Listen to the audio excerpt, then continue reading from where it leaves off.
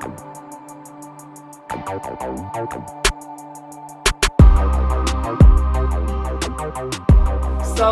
toxins, where do I begin? Because they are literally everywhere.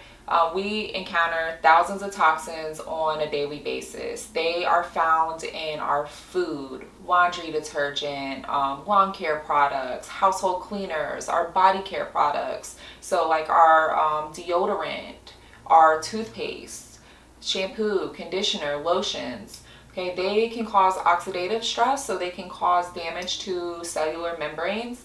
They are endocrine disruptors, so they can get in your system, they can mimic hormones and not allow the real hormones in to function the way that they are supposed to function.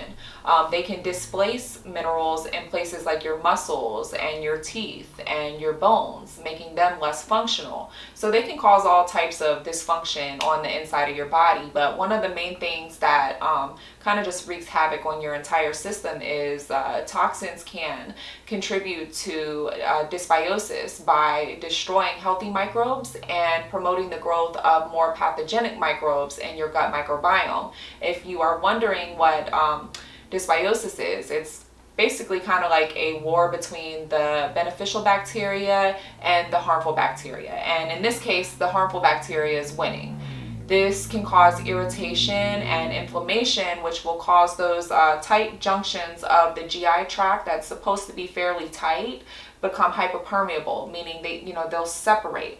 They'll separate, and that can allow undigested food particles to leak out, causing an immune response. If you're eating a bunch of processed foods that are just filled with toxic junk, all those toxic chemicals can leak out and be distributed throughout your body if your GI tract is hyperpermeable. So having a well-functional digestive system, and just to make sure that you can filter out those toxins and remove them from your body is going to be critical for optimal health. So being exposed to toxins on a daily basis, it's inevitable. But we can do some things. We can make a couple changes, make a few swaps here and there to where we are not contributing to our toxic burden as much. So one of the major factors is what we're consuming, right? What we're eating and what we're drinking. Cutting down or eliminating processed foods as much as possible is really going to help tremendously, because these foods are made, most of the time they have all those harmful processed oils like canola oil, vegetable oils, peanut oil. These oils are not supposed to be heated, and when they are processed, they're heated at pretty intense heat, making the oil go rancid, which makes the oil toxic itself. But then they soak it in a chemical bath to mask that smell. So those oils, you just want to steer clear from them. We don't want to be frying our food in that, and we don't want to be buying foods that have that in it. It is toxic. And but processed foods also contain food additives like food coloring. So your red 40, yellow 5, which all contain a known carcinogen called benzidine. All right. So processed foods have all types of toxic crap in it. But the main thing is preservatives. You have to remember that these companies are not in business to nourish the world. They are in business to make a profit. The longer their item can stay on that shelf, the bigger opportunity they have to make a sale. Okay, so they put preservatives such as sulfates and nitrates and benzoates in their foods to extend the shelf life. Okay, but sadly, these preservatives can contribute to asthma, hyperactivity, neurological symptoms, and even cancer. So we really want to be reading the ingredient label, and if it's filled with junk, put it back on the shelf. As far as your produce, buying organic is going to be the better choice, because they're not sprayed with all these toxic pesticides and highly toxic ingredients like glyphosate, which they're endocrine disruptors. They can lead to headaches and dizziness and several other symptoms. If you can't always buy organic, you can peel your produce, or at least try to follow the environmental working groups, Clean 15 and Dirty Dozen. As far as your animal products, make sure you're getting pasture raised and grass fed and wild. These animals haven't been fed all of those toxic GMO foods to fatten them up faster, and not to mention all the hormones and the antibiotics that they're giving the animal. Those antibiotics can lead to dysbiosis as well. So what we are eating can play a huge role in our toxic burden, our daily toxic burden, right? But what about our cooking vessels and the utensils we're using, and what we're storing our food in? Okay, because we should be using safe cookware like cast iron or stainless steel. All right, Teflon and nonstick are actually toxic, and aluminum is a neurotoxin that has been linked to autism, believe it or not. I know that those aluminum trays and aluminum foil it's so convenient, especially during cookouts, but it's well worth it to get some safe cookware like Pyrex or stoneware to cook and store your food in.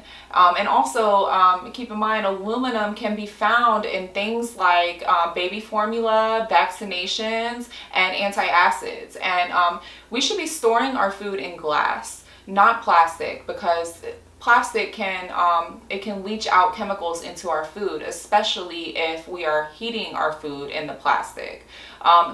Plastic saran wrap can be replaced with beeswax. These are organic cotton cloths that are covered in beeswax, and you can just rinse them off, clean them off, and you reuse them. So they're very, very convenient.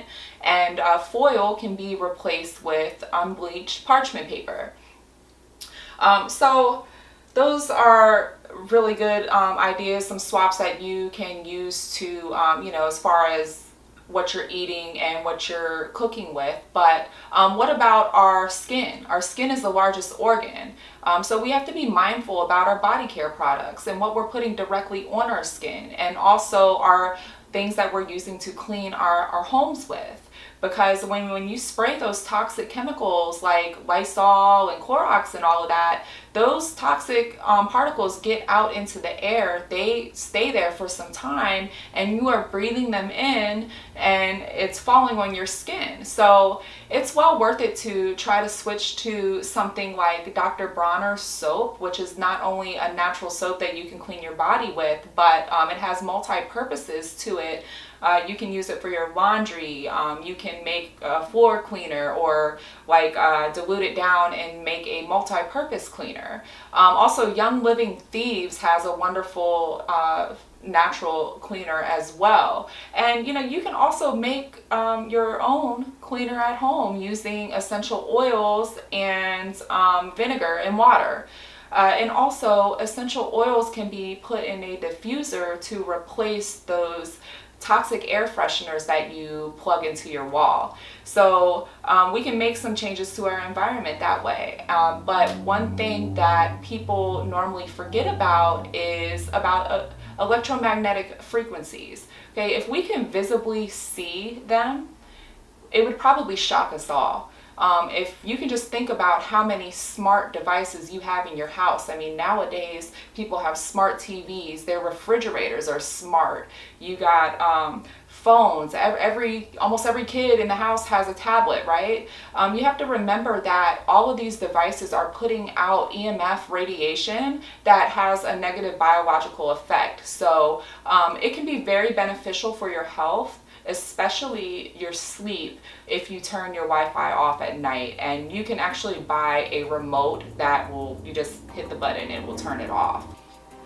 I hope this video was helpful, and I hope you were able to figure out what swaps you want to make to lessen your toxic load that can just be so beneficial for your health and for your family's health.